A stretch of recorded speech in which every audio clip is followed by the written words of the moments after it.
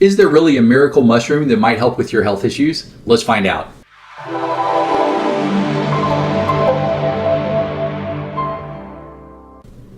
Hello and welcome to another edition of the Ask Dr. Pikel Show. And to start off here, I want to talk about a friend of mine who actually practices what's called traditional Chinese medicine. And he lives in another state, but this was probably about 10 years ago. And we were talking about patients and conditions and different symptoms. And he said to me, hey, I get really good results with this mushroom that I use with a lot of my patients. So the first thing that came to my mind was mushrooms. That's got to be a little scary. Who knows what those mushrooms are doing to people? But then he got into a little more detail and said, wait a second, this isn't like some illegal mushroom thing. This is what is called cordyceps. And so, I was like, cordyceps, I've heard of it, but I really don't know a lot about it. So then he started to teach me and tell me, hey, you need to learn more about this. And here's kind of some interesting information about cordyceps. So let's talk about cordyceps, because I think you'll find it very interesting, and it's really a pretty amazing thing. In fact, they do call it the miracle mushroom. Now, it's been used in traditional Chinese medicine for like over 300 years. So, they've been using it for quite a while. In fact, it got a lot of attention in the 1993 Olympians from China. And basically these Olympic Chinese runners, I think they were female runners, they were breaking all these records. And, they were saying, wait a second, are they doping? What's going on? And they finally found out, they said, hey, no, they're taking cordyceps before they run. They're getting cordyceps from their diet. So that was kind of their secret. So what do these cordyceps do? We're going to talk about that. Now, I'm not going to pronounce the Chinese word for it, but it's called the worm in winter and grass in summer.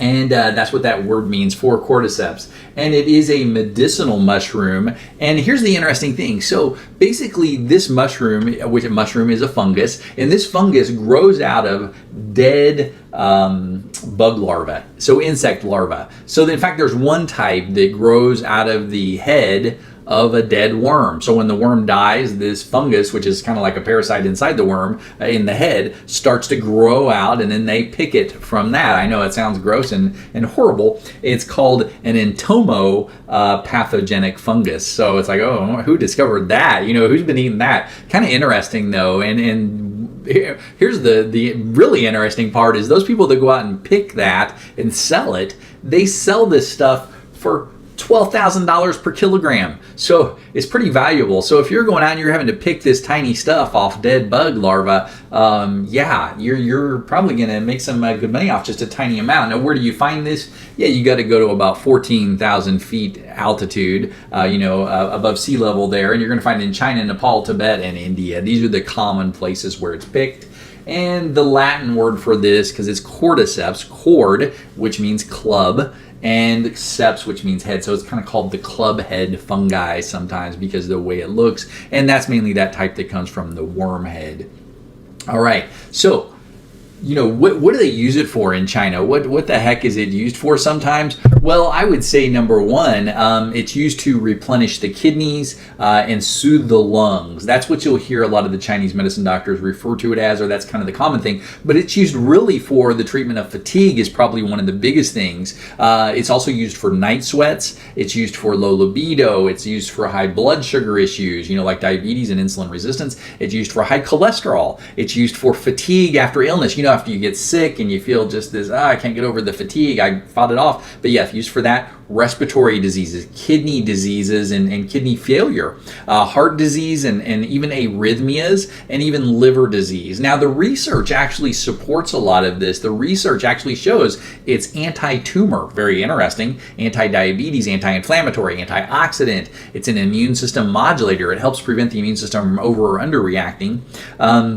It's also a diuretic, gets rid of extra fluid in the body. Anticonvulsant, it's an analgesic. It inhibits blood clots, or what's called platelet aggregation. It's an antimicrobial, it's an antiviral, it's an antifungal. It helps to synthesize serotonin. It decreases blood pressure, so it helps with hypertension. Anti-allergies, is loaded with vitamin B1, B2, B12, vitamin E, vitamin K. It helps with low T. It's an adaptogen, which means that if something's too high in the body, it brings it down. To something too low, it brings it up. It kind of levels off the system. That can help a lot with anxiety or fight or flight issues. Actually, there's a lot of things that the cordyceps helps amazingly. In fact, in the research, this is where I pulled this picture, is out of the research. I mean, look at this. We'll start at the top and go clockwise. Here's our anti-cholesterol or hyperlipidemia, preventing too much fats in the blood, anti-hypertension, which means it helps with high blood pressure, anti-osteoporotic, so it helps with osteoporosis, improves renal function, so it helps with your kidney issues, anti-malarial, which, we aren't seeing a lot of that in the United States, but hey, this could be great stuff for people who are more susceptible to that and are traveling out of the country, anti-arthritis, anti-cancer. Now, this one they actually did wrong. They said anti-fertility. Actually, it does the opposite. So don't take this thinking it's going to prevent pregnancy. It actually will aid in it. It actually helps increase libido and increase male fertility. It's an antioxidant. It protects your liver. It's antiviral, anti-aging. It's an immunomodulator, anti-diabetic. So, I mean, this is some great stuff. And on top of that, look at this. It helps protect the brain. It's called neuroprotective.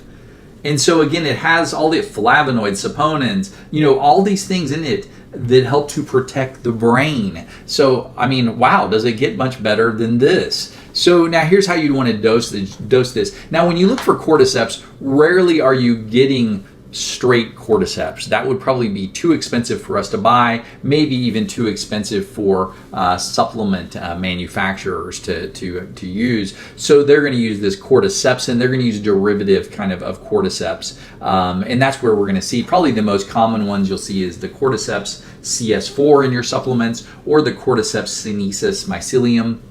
And these are fine. You're still going to get the effects of cordyceps with these. Now, you'll need to dose it at about 250 to 1,500 milligrams. I mean, I have seen people go up to 2,000 in some really severe cases. And you want to do this about 3 times a day potentially. But again, always talk to a doctor before you start any type of supplement. And then also, you always want to start with everything low and work your way up. And then, you can take it with or without food. Now, here's where it's interesting. This is good to potentially take in the mornings, and it's good for your pre-workout to take. So pretty neat stuff. Now, there are other types. If you go to look at these herbs or go to a store or online and look for this stuff, you may see these other forms. Probably this one you'll see a lot of militaris. And these are actually cultured where they're, growing this stuff and for its particular therapeutic properties. So you can start to kind of look up each one of these and say, hey, what's this one the best for? Or what's that one the best for? But overall, cordyceps, it is. I would call it a miracle mushroom. Pretty amazing stuff. And I would say also you'll tend to find it combined with other mushrooms or herbs or botanicals in a formulation, even combined with some vitamins and minerals and things like that. So you don't always have to just get it by itself. Sometimes it's good to have these combinations because they can have such great effects.